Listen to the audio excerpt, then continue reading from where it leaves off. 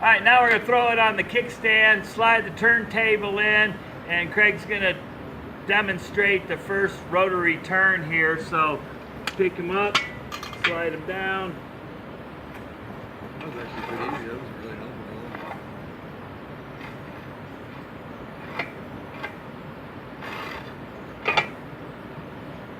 Right.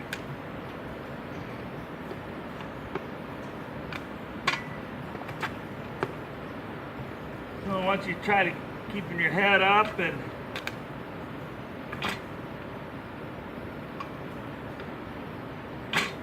how's that feeling to you, Craig?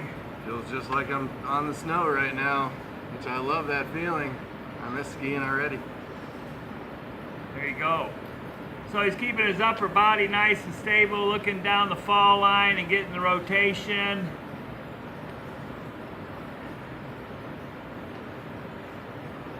So learning the rotary aspect of the turn and not the carving aspect of the turn. That's cool. Feels just like it. Spin all the way around. Yep.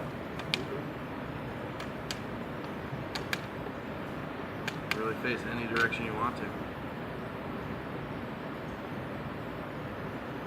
Very cool. Good way to teach them to keep their head center looking downhill too. The other thing that this does a little bit, forward and aft, you can tip Oh, look at that. being on center. So if you drop your chin down, you feel that that front's coming forward and then come back up to center. When you start to make dynamic turns, this is the move that you do. Come across your body and forward. And it tips perfectly.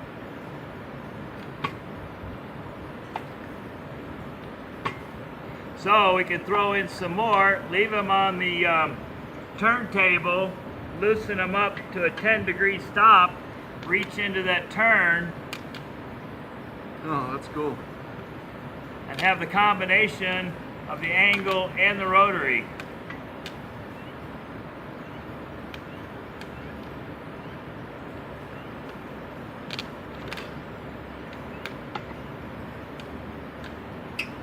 One of the things I like to teach when I'm doing it is exhale, reaching into your turn, breathe in, come back, sit up, and then reach into the next turn.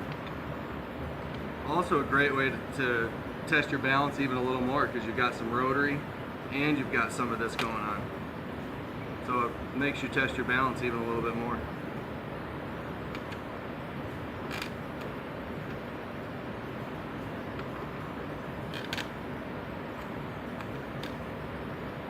That's very cool. So we can put the kickstand back down. It's a little light lift, and stable. Like pull out the turntable and lower him back down by myself. Now he's back to the center balancing. Keep your head up, look out, focus on something there. There you go. He's doing good. Now we can make it harder. We can loosen the spring. See how you do there.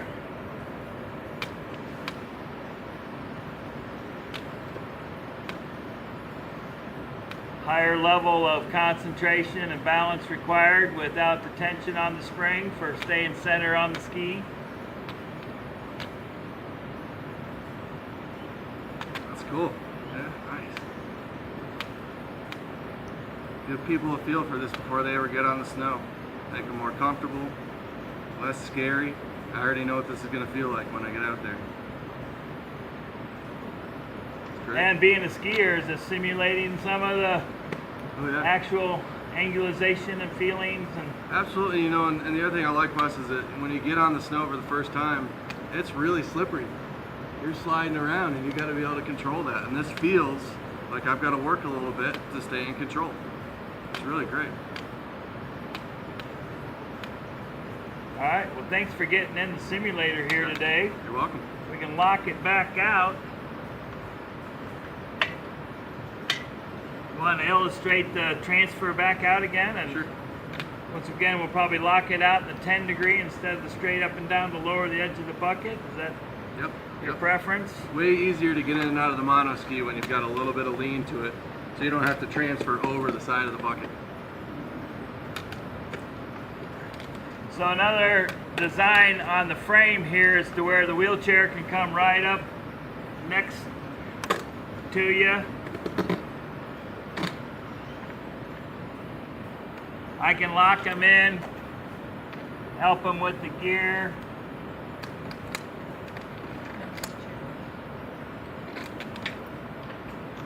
You like to keep a rigger? Just for a second here. Get a little angle down here.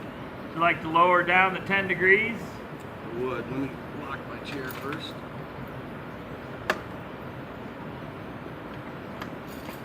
That's about right. Should be good. So I'm going to lower them down to 10 degrees, nice and stable.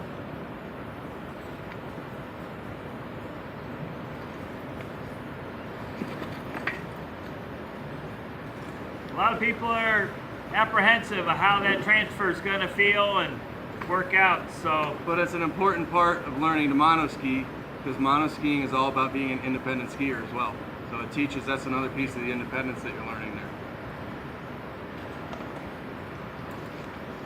we really appreciate you getting in the trainer here today, Craig. And you're an awesome skier on the hill, and it's very valued.